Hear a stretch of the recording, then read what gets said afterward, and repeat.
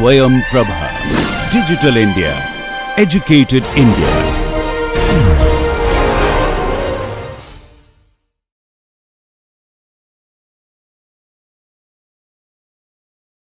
Welcome to the first lecture of MA 205 course, and I hope you find it enjoyable. Complex analysis is one of the most beautiful areas of pure mathematics. In fact, quite a few mathematicians regard it as the most beautiful area of mathematics. And at the same time, it's a very important and powerful tool in the physical sciences and engineering. So here is a very brief summary of what we shall study in the next 2 months. So in this course, we will study C and functions from C to C.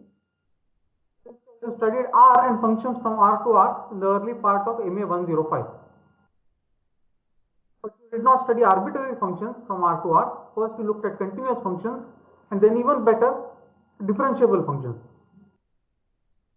And later in MA 105, you even studied functions from Rn to Rn. The continuity, differentiability, both partial and total.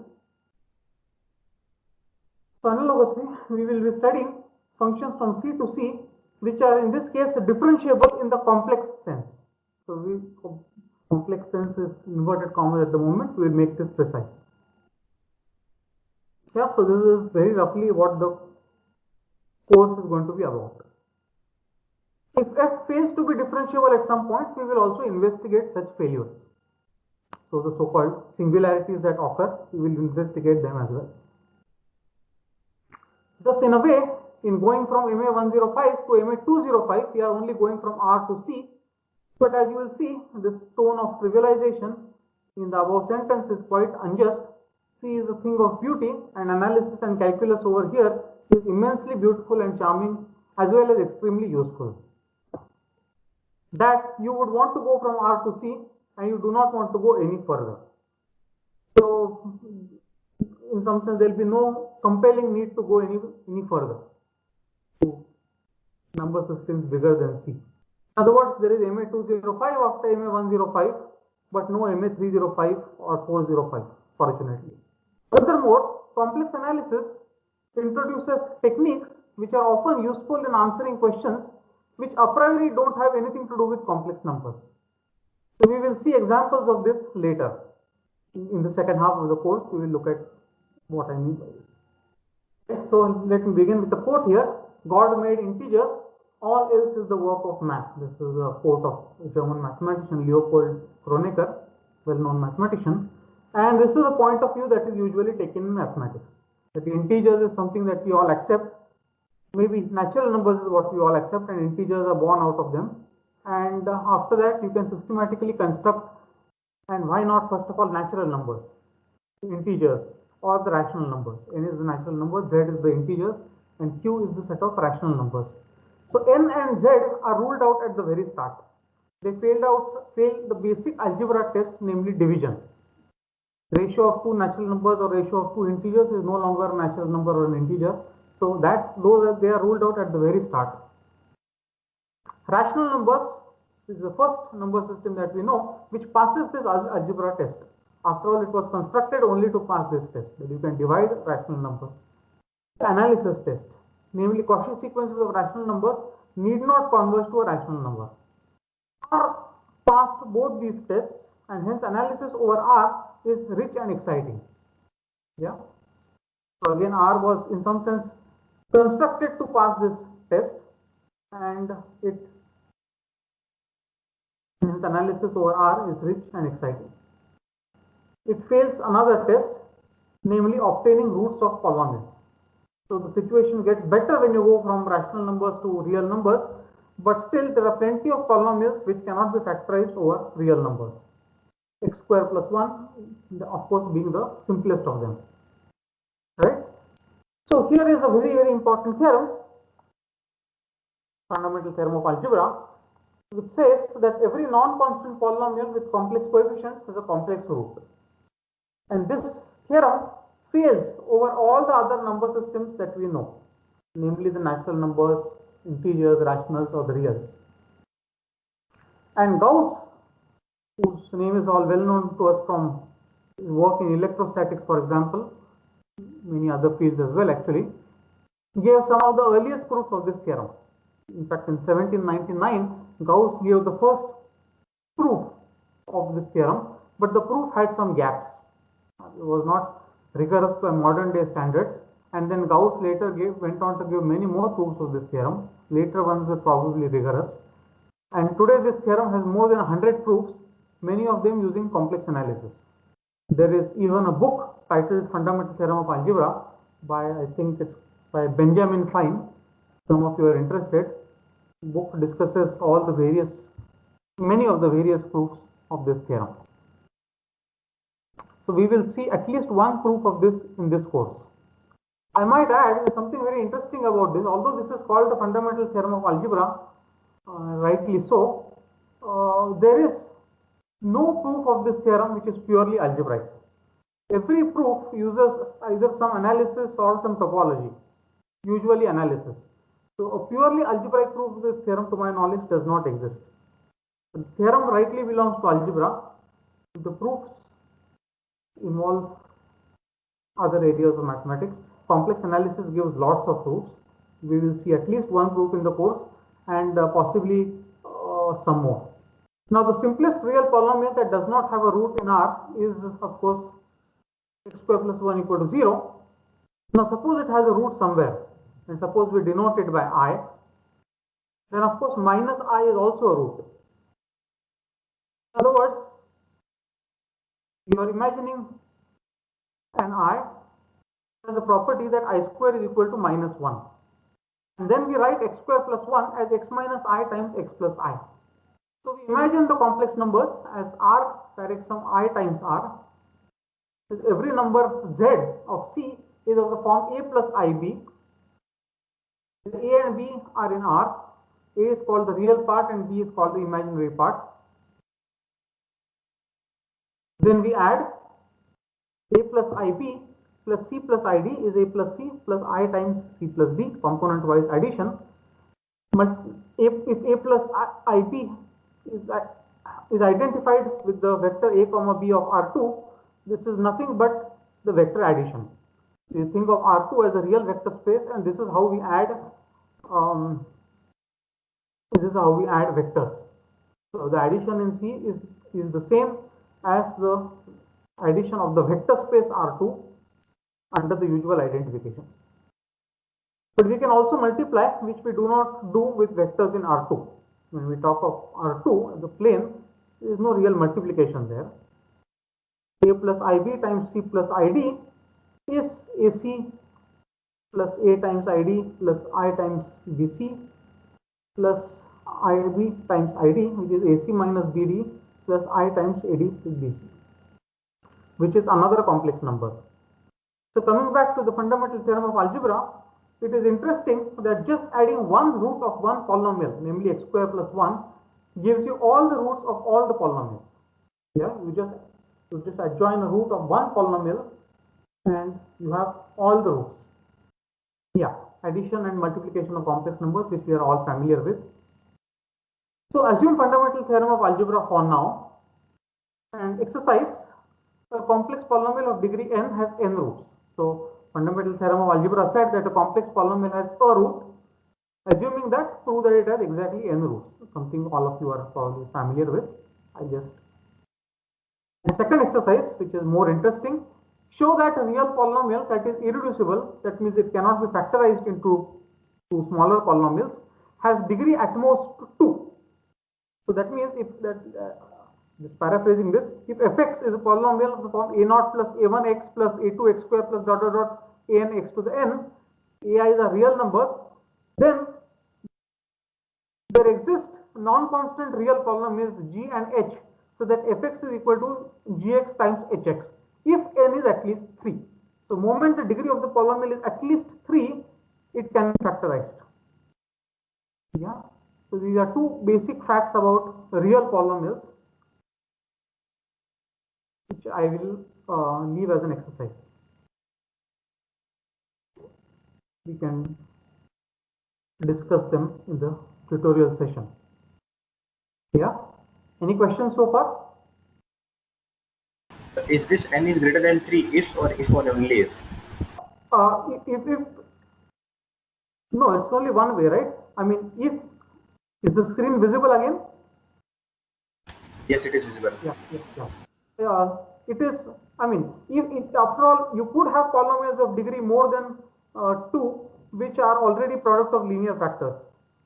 So if certainly if it is of degree bigger than or equal to 3, then it can be factorized. If it can be factorized, you cannot say anything. After all, your polynomial may itself be more than, it might already be product of linear factors. Yeah, does that answer the question? Yes, sir. Thank you. So there are two exercises. Now, let us discuss a little bit of very basic topology. Topology is a very vast subject, very important subject in mathematics, and we will only touch upon the very little that is relevant to us in this course, right? So I begin with the subset omega inside C, and we say that omega is an open subset of C. If given any point z0 in omega, you can find a real number delta, positive real number delta, such that the set of all complex numbers which are at distance less than delta from z0, this is contained inside omega. So moment some point is there inside omega, all the nearby points are also there in omega. That is the content of this condition. Subset is open if whenever some element is there, some point is there z0, all sufficiently nearby points to z0 inside the complex plane are already inside omega. If this happens, we call omega an open subset. And here mod of z minus z0 is the usual Euclidean distance between z and z0. So if z is x plus iy and z0 is a plus ib, then mod of z minus z0 is defined in the usual way, x minus a square plus y minus b square, the square root of that. Yeah, is it okay? Yes, it's okay. Yeah. Thus, z is in the what we call the delta neighborhood of z0. Means that z is inside the circle with radius z, with center z0 and radius delta. So this is what I mean by delta neighborhood of a point z0, and z here is inside this circle. Yeah. So by delta neighborhood of a point z0, again recall this, by a delta neighborhood of a point z0 in C, denoted b delta of z0, we mean the set of points z in C such that mod of z minus z0 is less than delta. We will denote this by b delta of z0, b suffix delta z0. And a subset z inside C is said to be closed if its complement is open. And it is a basic fact, though not very obvious, that there are no subsets of C that are both open and closed other than the empty set and all of C. So first thing to observe is that the empty set is open. This is vacuously true because there is no condition to be checked. So certainly the empty set is open. The full complex plane is also open because this delta can be taken to be anything and it will work. If some point is there inside the complex plane, all the points near to it are in the complex plane. So the condition is trivially satisfied. So these are obviously open sets, and these are the only open sets which are also closed. Empty set is open because its complement is the complex plane, which is empty set is closed because its complement is C, which is open. C is closed because its complement is the open set, which is open. So because both of them are open, both of them are also closed. And one checks that the following properties hold. So these are not very relevant for us in this course. That's why I'm not listing the proof, but it's useful to know the following properties. So first one is what I just said, the empty set and the complex plane are both open and closed. Arbitrary unions and finite intersections of open subsets are again open. So arbitrary union and finite intersection of open subsets is open. What do I mean by this statement? If I take any collection of open subsets, finite or infinite, their union is again an open set. And the second statement is if I take finitely many open sets, their intersection is again open. In the case of closed sets, it's the opposite. Arbitrary intersections and finite unions of closed sets is closed. Okay, so arbitrary union of open sets is open, arbitrary intersection of closed sets is closed, finite intersection of open sets is open, finite union of closed sets is closed. So there are really 6 properties here, 3 for open sets and 3 for closed sets. Any doubt about what this means? What do you mean by arbitrary unions and Arbitrary means any union. If you take any collection of open sets, its union is again an open set. okay, thank you. So, yeah. Any other questions? Please unmute yourself and ask if there is any.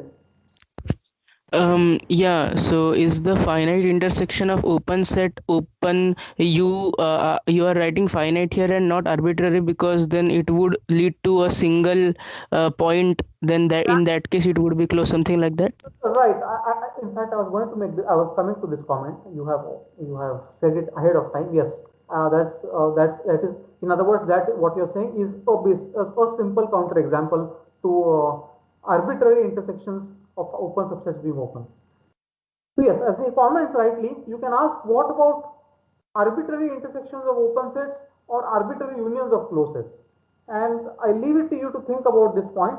So you can construct easy examples of an arbitrary of an infinite collection of open sets whose intersection is no longer open. Similarly, you can easily construct an infinite collection of closed sets whose union is not closed. Yeah, so along with these 6 facts, there are 2 counterexamples which are relevant. Sir, what do you mean by finite intersections? So the number of open sets that you are taking is finite. Similarly, finite unions means you are taking finitely many closed sets and their union is closed. If you have a collection of sets, that is always parameterized by some index set, right? So when I say arbitrary unions, I'm allowing that index set to be infinite. When I say finite, I impose the condition that the indexing set is finite, right? Sir, can you explain once again what are arbitrary unions and arbitrary intersections? What arbitrary union is? Like, can you once more name what is arbitrary union? Arbitrary union means you take any collection of open sets, its union is open. That's what. Arbitrary means the collection need not be finite. That's all. Okay, but what's the difference? Why is the arbitrary intersection? Like, can you explain the difference between point 2 and 3? I'm not getting exactly.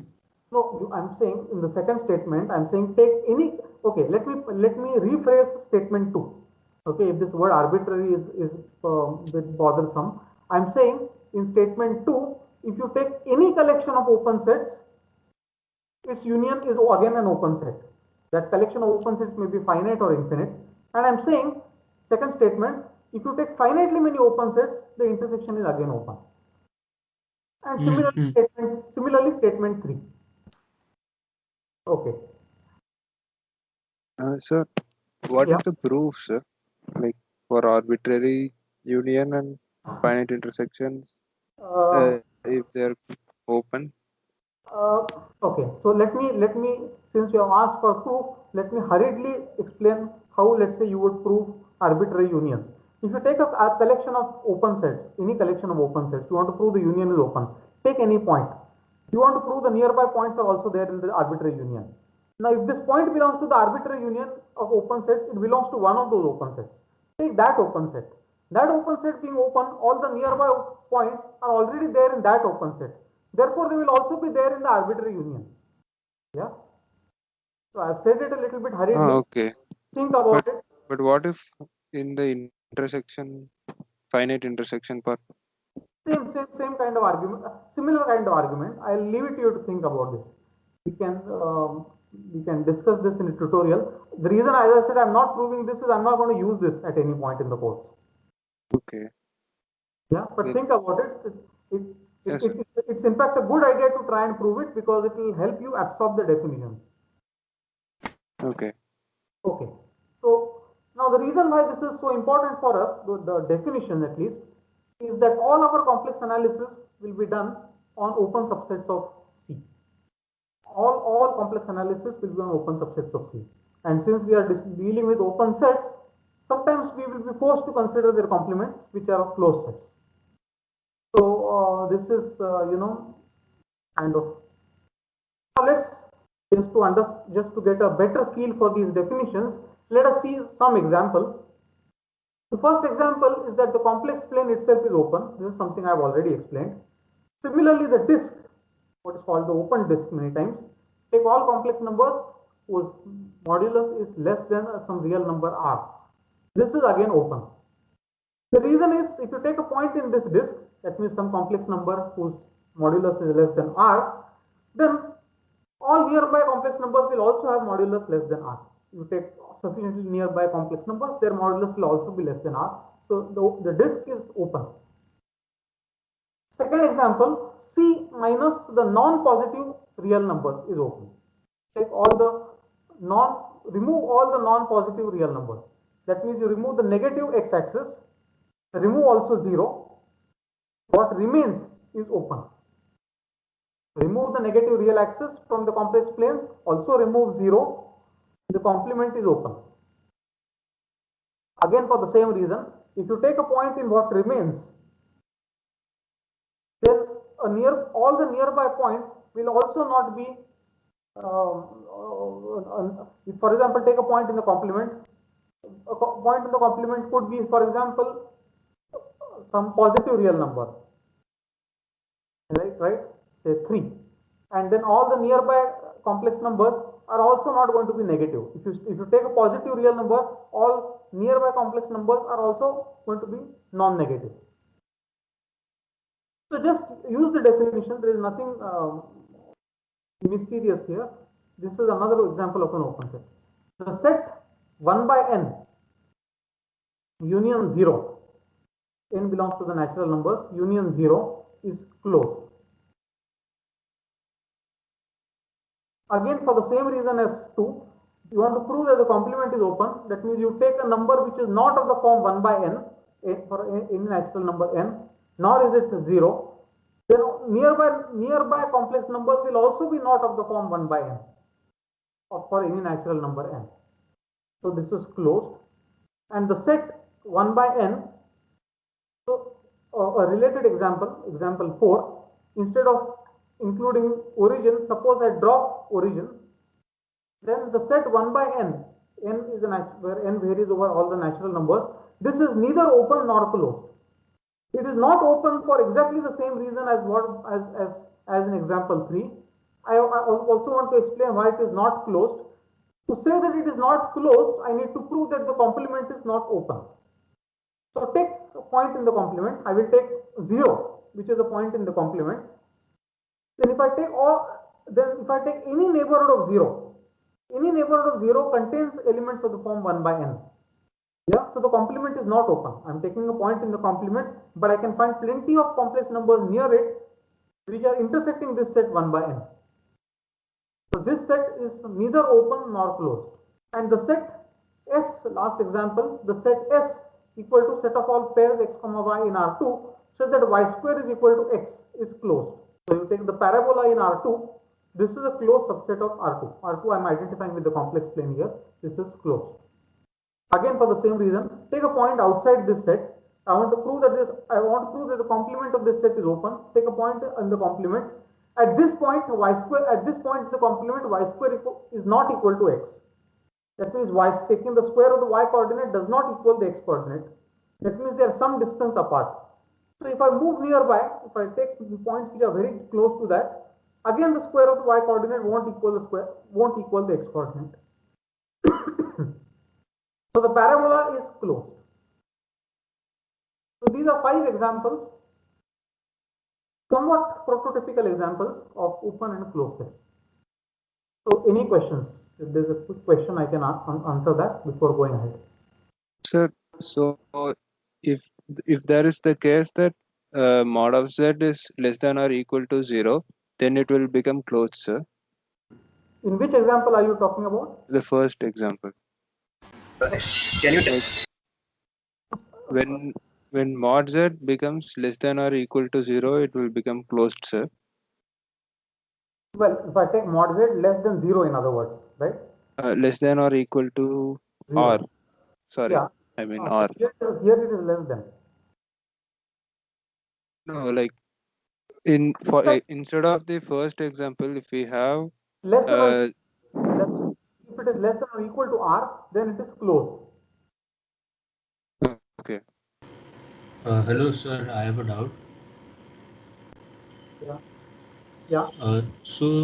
In the fourth point, the argument that you gave about why its complement is not open, this same argument can't we apply it on the third point by taking some 1 by 2 as the fixed point and using the same argument? Are you saying that I will be able to prove that this set is not closed?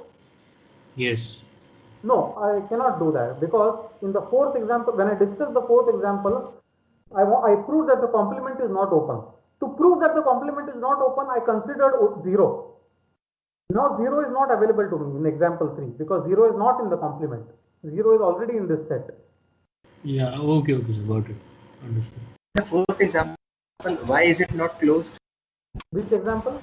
In the fourth one, why is that set not closed? So that's what I explained. To say it is not closed, I have to prove that the complement is not open. That means I have to prove that there is some point which is there in the complement, but the nearby points are not in the complement. So I will take 0. 0 is in the complement, right? But Yes, sir.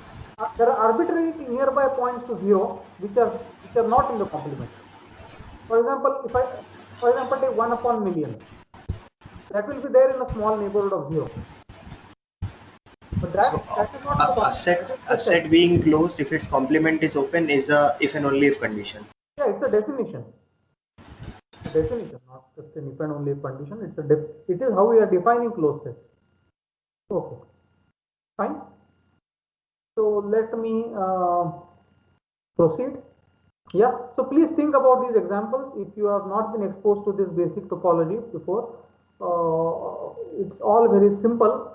You just have to understand the definitions and apply them. In every case, the argument is kind of trivial. It's just a matter of understanding the definitions very clearly. Sir, for example 5, is it possible to generalize it any further to let's say complex numbers except some curve or something like that? Yeah, absolutely. There's nothing special about the parabola. You can take any curve fxy equal to 0, where f is a continuous function. What is crucial is that f should be a continuous function. To take a continuous function of the form fxy, function of two variables, take fxy equal to 0 inside C, that will define a closed subset. So whether it's parabola, circle, ellipse, hyperbola, they are all examples of closed subsets. That's right. Sir, for the fourth one, we are proving the set's complement is closed, but this set can't be open, so it's neither open nor closed, sir. Yeah, it's not open is obvious. It's for the same argument as 3. It's not closed is what I just explained. Yeah. Open sets always contain, see, you must have observed that, yeah, open sets means one point is there, all nearby points are there. So discrete things can never be open. This is a discrete subset, so it cannot be open.